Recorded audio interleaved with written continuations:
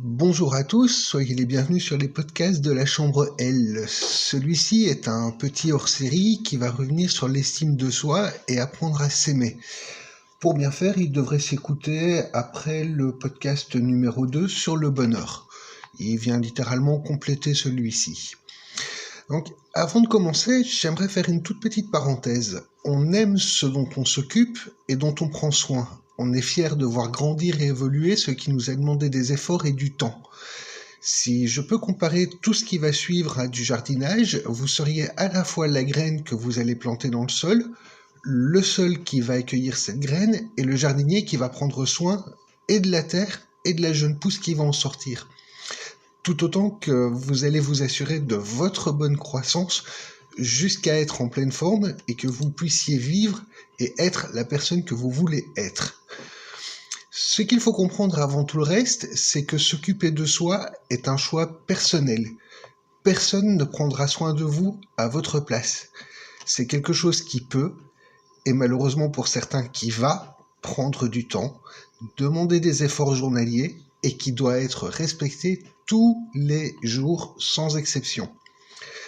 S'occuper de soi, c'est une routine qu'il faut instaurer et suivre, même si cela implique de modifier son emploi du temps actuel et de bousculer ses habitudes, qui généralement sont mauvaises. Si vous viviez à l'heure actuelle avec de bonnes habitudes, il y a peu de chances que vous soyez en train d'écouter ce podcast.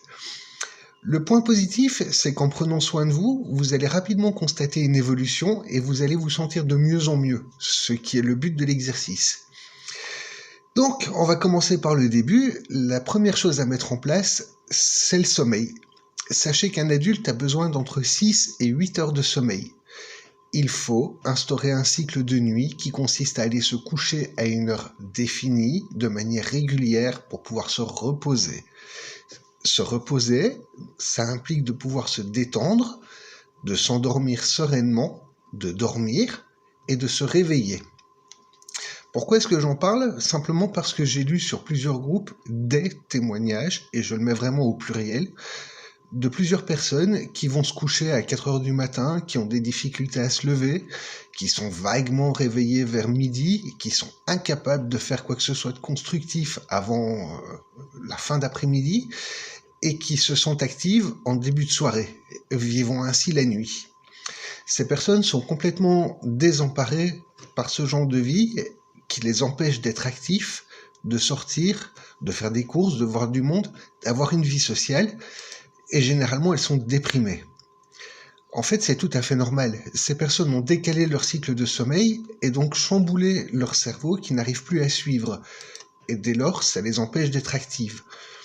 Ce qu'il faut comprendre, c'est que nous vivons avec la lumière. Le soleil, est la source d'énergie pour notre corps au même titre que manger, boire et dormir. On se lève le matin, on vit la journée, le soir on dort. La première chose à faire pour se sentir bien, c'est de rattraper un cycle de vie cohérent.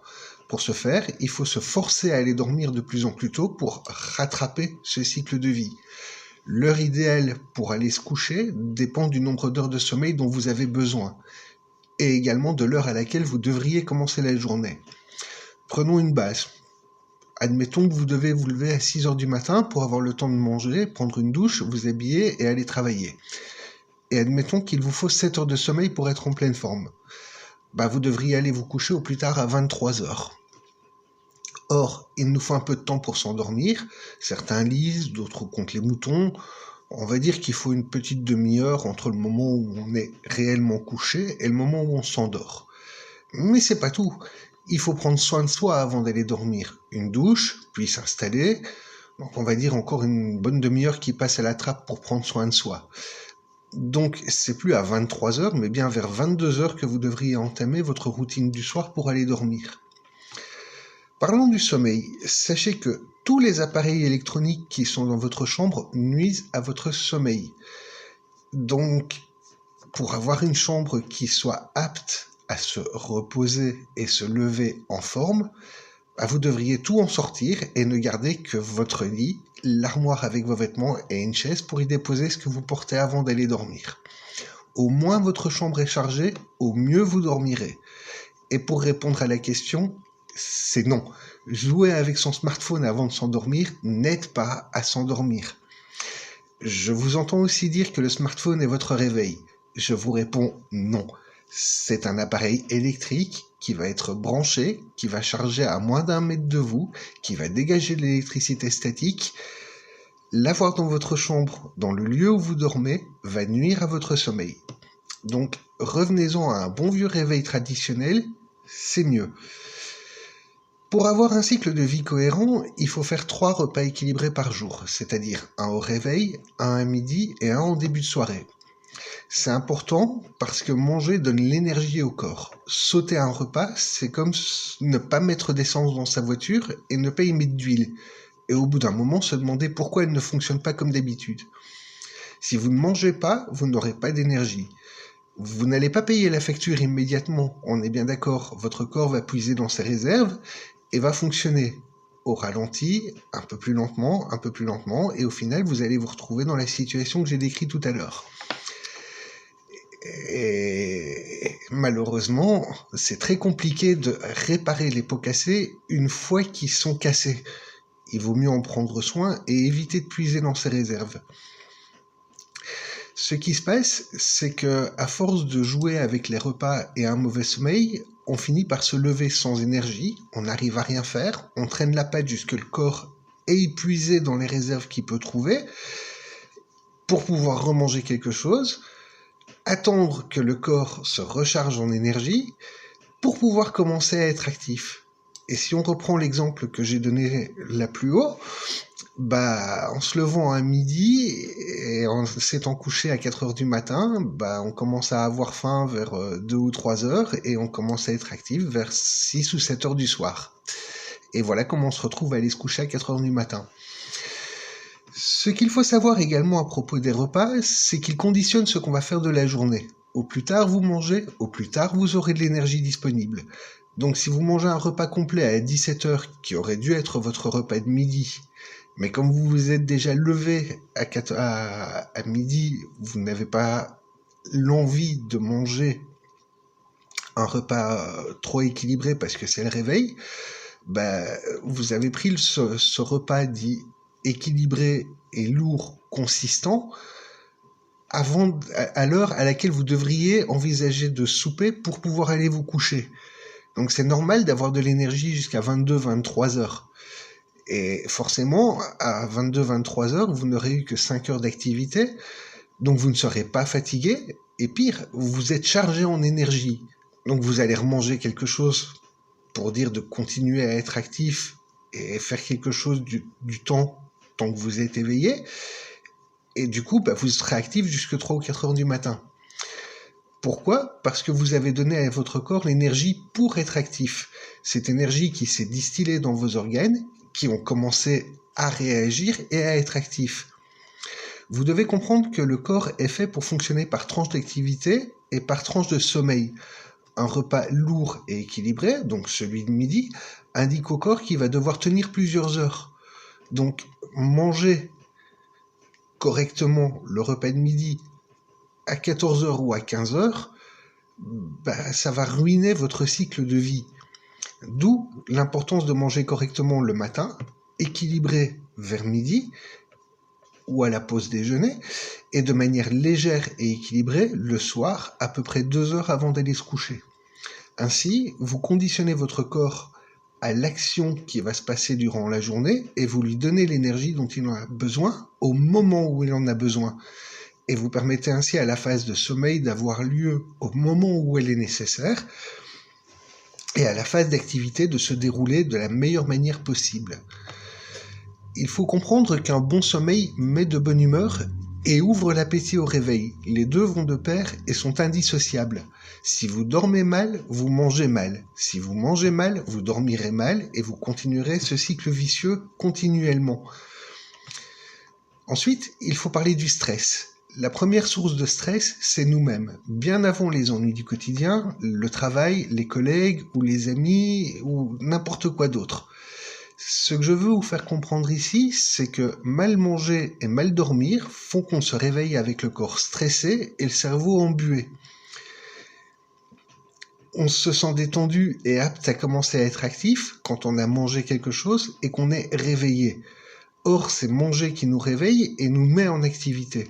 Et c'est les activités qu'on va pratiquer durant la journée qui font qu'on dissipe le stress du corps et qui nous permettent de vivre et de faire ce qu'on a planifié et programmé pour la journée. En effet, se lever et ne rien avoir à faire est quelque chose de nuisible pour vous. Ainsi, vous devez programmer vos journées et avoir des choses à faire.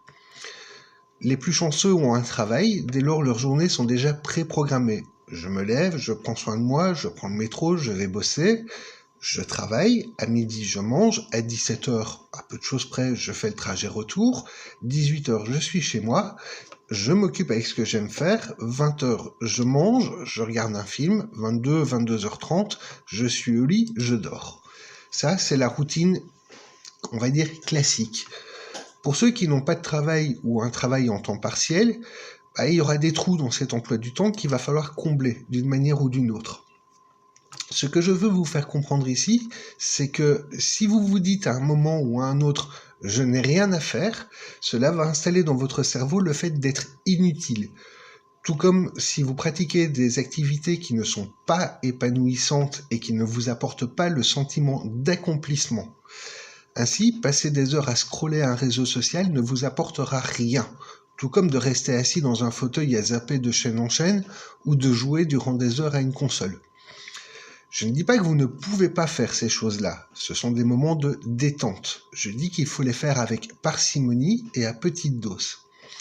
Ainsi, si on reprend la journée idéale, pour quelqu'un qui ne travaille pas, ce serait de se lever et de prendre soin de soi. Hop, stop! Prendre soin de soi au matin, c'est se laver, ça veut dire prendre une douche, se laver les dents, prendre soin de sa peau, se faire beau. C'est aussi se choisir des vêtements et prendre plaisir à s'habiller. Et c'est aussi de déjeuner. Déjà rien que là, les plus rapides en auront pour une vingtaine de minutes. Les plus lents et les femmes qui aiment se maquiller peuvent en avoir pour 3/4 d'heure, 1 heure, voire plus. Si vous avez un boulot, la suite de votre routine est préétablie. Malheureusement, c'est le travail qui prime. On ne peut pas le sacrifier. Si vous n'avez rien à faire de la journée ou de la matinée, la suite vous concerne directement parce que rien est néfaste. Idéalement parlant, le matin est la bonne heure pour aller marcher ou courir. 1 heure de sport pour commencer la journée, c'est parfait. Ce qui implique de prendre une douche pour ne pas passer la journée dans la transpiration. Donc on va changer un peu la routine. Pour ceux qui sont concernés, c'est je me lève, je me douche, je mange des fruits ou d'une manière équilibrée, tartine, café, un laitage, je mets une tenue de sport, je vais prendre l'air pendant une bonne heure, puis je prends ma douche bien-être, je m'habille pour la journée, je me fais beau par plaisir envers moi-même et je suis actif. Alors pour ceux qui ont un travail et qui devraient mettre le sport en fin de journée, vous adaptez simplement par rapport à votre emploi du temps. Ensuite, on vit bien dans ce qui est propre et rangé. Prenez soin de votre chez vous pour qu'il soit agréable à vivre. Vous aurez le sentiment de bien-être et l'envie d'exister. Ce qu'il faut comprendre, c'est que si vous vivez dans la crasse, dit d'une manière péjorative, c'est que vous êtes déjà vous-même crasseux, toujours d'une manière un peu péjorative. Il est impossible de prendre soin de soi sans prendre soin du lieu où l'on vit, l'un étant le reflet de l'autre, et inversement. Également, si vous vivez mal votre intérieur, vous n'aurez pas envie de recevoir des amis, et cet intérieur bordélique, dit péjorativement, va vous empêcher de sortir, va vous donner la flemme de faire quoi que ce soit, et surtout va installer la dépression. Alors, on va continuer la suite. Vous devriez pratiquer des activités qui vous épanouissent. Je vous renvoie sur le podcast du bonheur, où tout est expliqué. Mais il est vraiment important que vous ayez des activités que vous faites par passion, auxquelles vous pouvez vous consacrer. On en arrive plus ou moins à midi, vous devriez prendre le temps de cuisiner. Parce qu'à midi, il faut manger chaud et équilibré, c'est-à-dire de la viande, du poisson, des légumes et un féculent. Pourquoi est-ce que je vous dis de cuisiner ? Parce que ça donne le sentiment de manger quelque chose qu'on a préparé. Donc vous préparez à manger pour vous, pour le plaisir de manger. C'est beaucoup mieux et beaucoup plus gratifiant que de sortir un plateau préparé, de le flanquer au micro-ondes et d'attendre les 7 minutes qu'il soit chaud. Oui, ça permet de manger, oui, c'est pratique, mais ça ne donne pas un sentiment d'accomplissement et de s'être fait plaisir. La digestion du repas de midi est le bon moment pour s'adonner aux loisirs dits futiles, comme les réseaux sociaux, le zapping, c'est un bon moment de détente. L'après-midi, sortez, vivez, sortez, faites vos courses, allez prendre l'air ou retournez à vos passions. Le soir, mangez quelque chose de léger, en tout cas de moins consistant qu'à midi, et envisagez d'aller dormir tôt pour respecter votre cycle de sommeil, dont on a parlé plus haut. Si je reprends l'allégorie du jardinier, là, on vient de travailler la terre pour pouvoir y mettre une graine qui va pousser et s'épanouir. Également, on vient de prendre soin de votre corps en lui donnant un cycle de vie équilibré et cohérent. Curieusement, tout cela permet de travailler sur l'estime de soi. Prendre soin de soi et se donner ce genre de routine fait qu'on se sent bien dans son corps et qu'on commence à avoir envie de faire les choses, d'être actif, mais surtout de ne plus être le spectateur de sa vie. C'est ce qui s'appelle la conscience de soi. Donc, maintenant qu'on a pris soin de la terre dans laquelle on va planter une graine, on va s'intéresser à la graine et comment la faire pousser. La graine, c'est vous, non plus votre corps, mais la personne que vous êtes avec vos qualités, défauts, ambitions et savoirs. Avant de passer à l'étape suivante, il est nécessaire que vous fassiez le point sur vos propres compétences, c'est-à-dire ce que vous savez faire, ce que vous faites avec aisance et plaisir, de manière spontanée et naturelle. Et également, lister tout ce que vous aimeriez apprendre à faire. Ce qui importe, c'est de pouvoir vous tracer un chemin de vie qui vous correspond, c'est-à-dire savoir d'où vous venez avec vos acquis, où vous en êtes avec ce que vous savez faire à l'heure actuelle et où vous voudriez aller avec les compétences que vous avez à apprendre. Cela va vous permettre de vous fixer des objectifs et de pouvoir agir concrètement pour les atteindre. Malheureusement, je ne peux pas faire votre bilan des acquis et de vos lacunes. C'est à vous de travailler sur vous-même, de lister tout cela sur une feuille et de respecter les ambitions que vous vous fixez. L'étape suivante, c'est justement d'agir avec tout ça. Et c'est ce qui s'appelle travailler l'estime de soi. Cela passe par deux facettes bien distinctes. La première étant d'utiliser vos compétences, celles que vous avez déjà. La seconde étant d'apprendre de nouvelles compétences pour pouvoir les utiliser. Ainsi, faites ce que vous savez faire et aimez faire. Un exemple, admettons que vous êtes fort en maths et en français. Proposez votre aide aux étudiants en leur faisant de l'aide aux devoirs. Vous êtes social ? Pas de problème, allez proposer votre aide aux associations de quartier. Je ne dis pas qu'il vous faut des dizaines d'activités, je dis qu'il en faut une pour se sentir heureux de mettre ses compétences au service des autres, pour se sentir compétent, actif, vivant. Ce que vous avez mis dans votre liste de choses à apprendre, apprenez-le. Cela veut dire de prendre peut-être des cours du soir, de chercher un professeur particulier, de s'inscrire à une association et d'aller suivre les cours. Ça peut être du sport, ça peut être du jeu, n'importe quoi, pourvu que vous y acquériez de nouvelles compétences. C'est là le secret pour s'épanouir, avoir le sentiment d'être utile et de se sentir être meilleur. Cela veut dire qu'il faudra dégager du temps pour être actif et du temps pour apprendre. J'en reviens à ce sentiment de ne rien avoir à faire de mes journées. C'est fou comme ça se remplit plutôt vite quand on se penche sur la question, non ? Également, il vous faudra un objectif ultime, c'est-à-dire définir la personne que vous voudriez être, celle que vous aimeriez que les autres se souviennent, avec ses qualités, ses défauts, ses compétences, ses activités. Dit autrement, vous devriez définir la version de vous-même que vous voudriez devenir. À partir d'aujourd'hui, vous allez tout mettre en œuvre pour devenir cette personne, petit à petit, étape par étape. C'est ce qu'on appelle s'épanouir. À nouveau, je vous renvoie sur le podcast sur le bonheur et à la section SmartF. Donc, tous vos objectifs doivent être découpés en étapes simples, mesurables, atteignables et ambitieuses, mesurables dans le temps, dont les objectifs sont réalistes, écologiques, économiques et fun. On va parler des besoins. Nous en avons tous et ils sont sensiblement différents, ou en tout cas hiérarchisés d'une manière plus ou moins différente pour chacun d'entre nous. Le seul point commun étant que nous avons tous des besoins dits primaires, secondaires et accessoires. Les besoins primaires sont les mêmes pour tout le monde. Et ils doivent être accomplis pour que les besoins suivants puissent prendre leur place et être accomplis. Ainsi, dans les besoins primaires, on retrouve grossièrement manger, boire, dormir, avoir un chez-soi. Une fois que ceux-là sont accomplis, on retrouve les besoins secondaires qui sont d'avoir un travail, un salaire, pouvoir se vêtir, faire ses courses, se laver et se sentir vivant. C'est le b.a.-ba.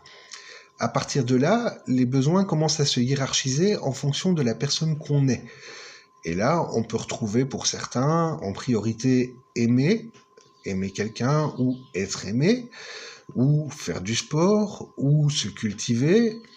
Ça dépend vraiment de nos valeurs et de nos envies personnelles. Nos valeurs, justement, dépendent de notre éducation et des priorités que nos parents ont mis dans celle-ci. Ainsi, si on vous a appris, quand vous étiez jeune, que le savoir est la chose la plus importante, vous aurez tendance à vouloir apprendre sans cesse. Un autre exemple, si on vous a dit, quand vous étiez enfant, que jardiner est une très bonne activité, et qu'on vous a fait jardiner, que vous y avez pris du plaisir, jardiner est une passion que vous aurez encore envie de pratiquer à l'heure actuelle, et dont vous pourriez avoir du mal à vous passer. Ça fonctionne avec à peu près tout. Ainsi, l'amour de soi intervient lorsque ce que l'on fait, les actes que l'on pose, les actions qu'on met en place sont en accord avec nos besoins et nos valeurs. Si vous ne faites pas en sorte d'agir pour combler vos besoins et que les actes que vous faites sont en désaccord avec vos valeurs, vous aurez du mal à vous sentir bien avec vous-même et vous aurez ce sentiment d'être étranger à votre propre vie, d'être le spectateur même de votre vie. L'image de vous est la manière dont vous parlez de vous aux autres, autant de la manière dont vous vous voyez intérieurement. On a déjà travaillé sur le fait de se sentir bien dans son corps et de comment être en accord avec la personne que l'on est. Maintenant, il faut arriver à parler de vous en positif. C'est là la mauvaise habitude à perdre que nous avons tous à l'heure actuelle, c'est celle de vous dire, même pour rire, que vous êtes nul, de penser que vous n'arriverez pas à faire ce que vous avez entrepris, quel que soit ce que vous entreprenez. En fait, toute pensée négative et toute parole que vous dites ayant une négation attaque votre image personnelle. Pour perdre cette habitude, il faut prendre soin de vous, utiliser vos compétences et en apprendre de nouvelles. Ainsi, vous n'aurez plus de raison de vous dire des choses négatives, que ce soit intérieurement ou en dialoguant avec d'autres. Ce qui implique d'être conscient de vos limites, parce que oui, nous en avons tous.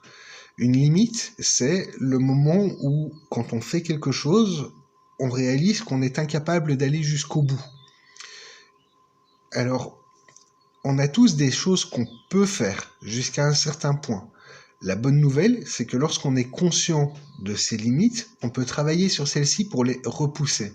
Et cela passe par pratiquer l'activité concernée, apprendre et découvrir ses lacunes pour pouvoir les combler en mettant en pratique le savoir qu'on a appris et ainsi repousser ses limites à une étape un peu plus loin. Être conscient de ses limites et agir dessus, ça permet d'avoir confiance en soi, parce que vous faites des choses dans lesquelles vous êtes compétent et apprenez pour être meilleur, et vous agissez pour vous sentir grandir intérieurement. Mais ce n'est pas suffisant. La confiance en soi passe également par le regard des autres, d'où l'importance d'avoir une vie sociale pour que vous puissiez mettre en pratique vos compétences et que d'autres puissent les reconnaître. Enfin, le plus important de tout est de pouvoir penser au présent. Il ne faut jamais vivre dans le passé et regretter ce qui n'est plus. Ce qui est passé est fait, vous en avez tiré des leçons, et cela fait de vous la personne que vous êtes à l'heure actuelle. C'est votre passé qui va vous indiquer ce que vous voulez faire ou ce que vous ne voulez plus revivre.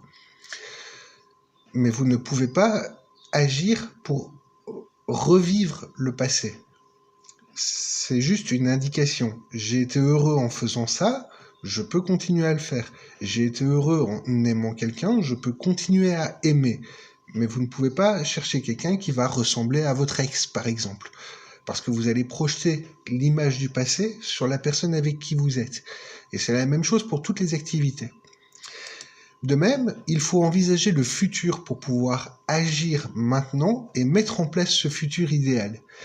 Mais il y a une différence entre envisager le futur pour le créer et vivre dans l'utopie que ce futur va arriver tout seul comme un grand.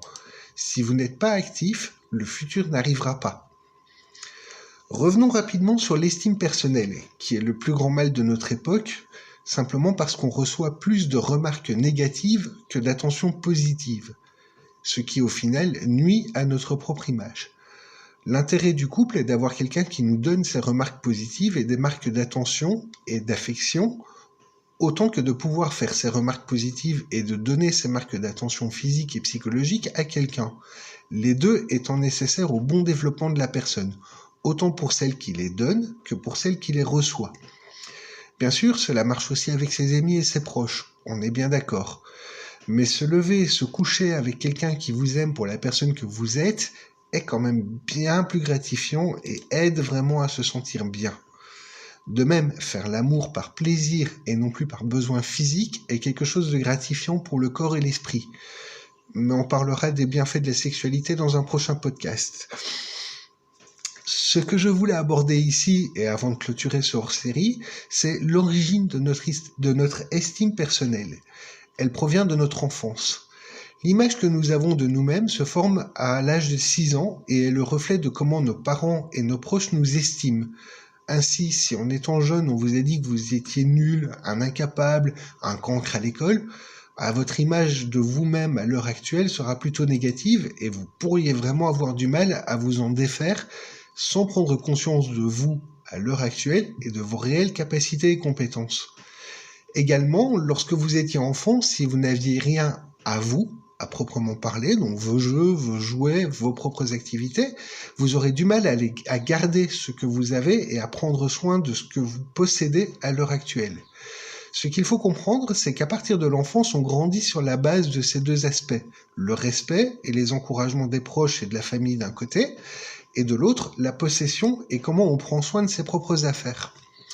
La bonne nouvelle, c'est qu'une fois adulte, c'est-à-dire une fois hors de la zone d'influence de la famille et des proches de quand on était enfant, on peut réaliser tout cela et remettre en cause ses croyances pour agir dessus.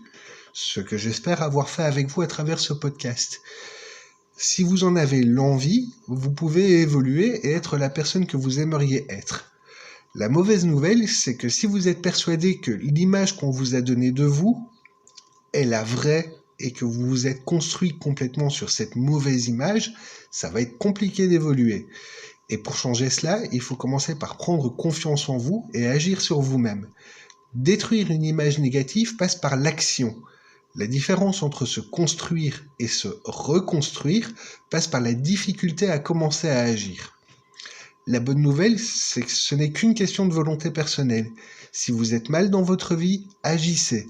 Et si vous voulez être mieux, continuez d'agir.